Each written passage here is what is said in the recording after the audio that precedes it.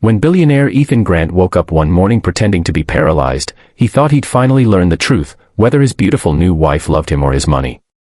But he never expected that the only person who would wipe his tears, feed him when no one else would, and whisper that his life still mattered, was the maid. And when the truth came out, the one he tested was innocent, and the one he ignored was his soul's truth.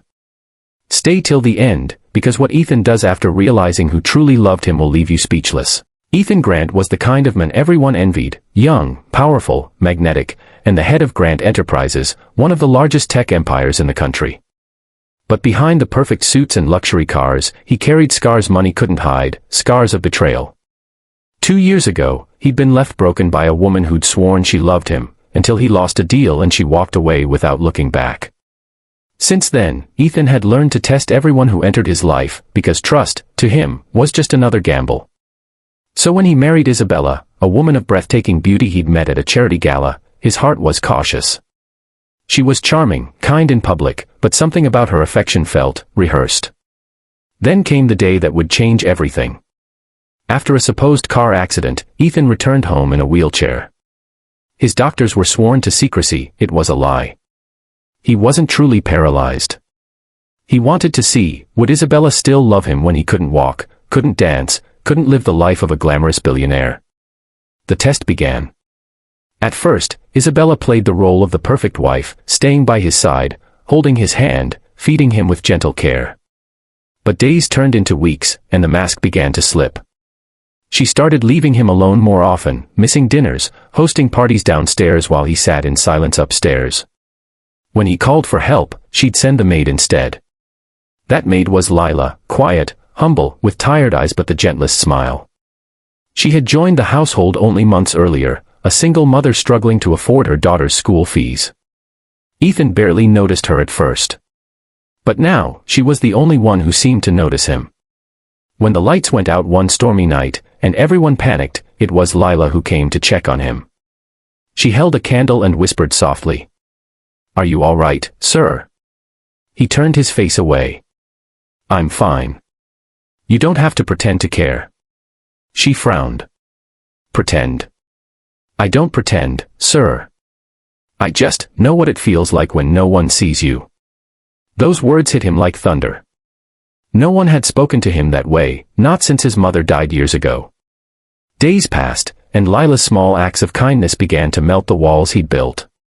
She brought him breakfast before Isabella even woke up. She talked to him like a friend, not a master. She even placed flowers by his window, saying, "Every morning needs something alive." Meanwhile, Isabella grew colder.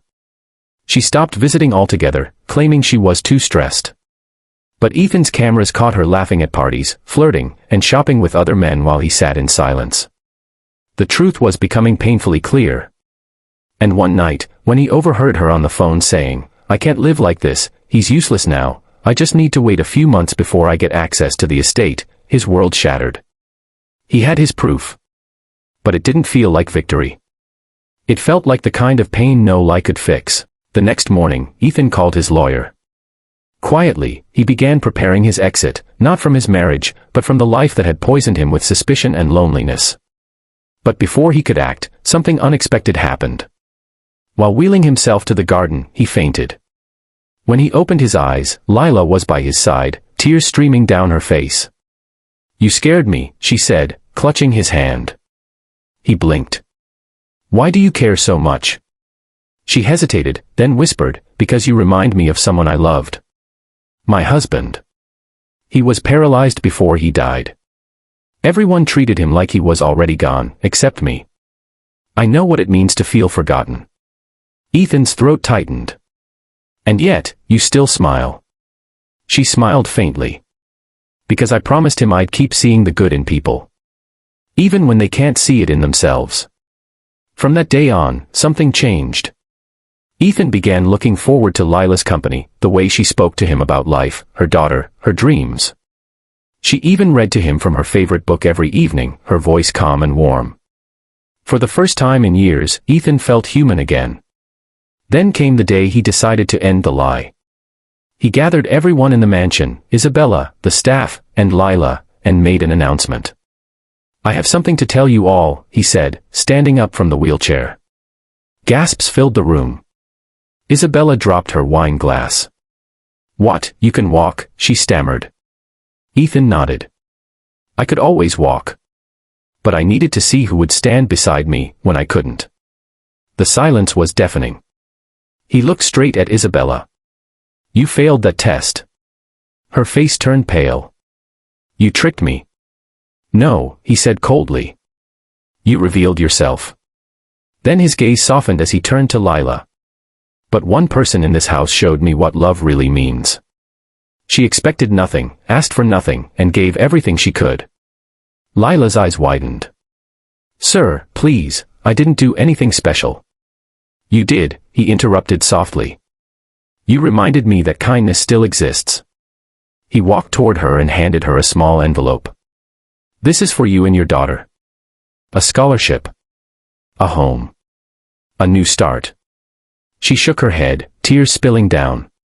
I don't want your money, sir. Ethan smiled sadly. Then what do you want? She hesitated. I just want you to find someone who loves you for you. For the first time in years, Ethan's heart ached, not from betrayal, but from something real. Something pure. He whispered, I think I already have. Weeks later, Isabella was gone, her lies exposed, her greed public. But in that same mansion, laughter began to return. Ethan often spent his evenings helping Lila's daughter with her studies, and every time he looked at Lila, he felt peace, something no fortune had ever given him. One afternoon, he asked her, why didn't you walk away like everyone else? She smiled. Because even the richest man deserves to be treated like a person.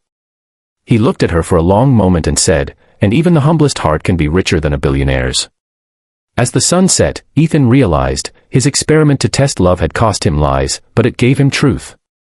And that truth wasn't found in the wife he tested, but in the maid who loved without reason.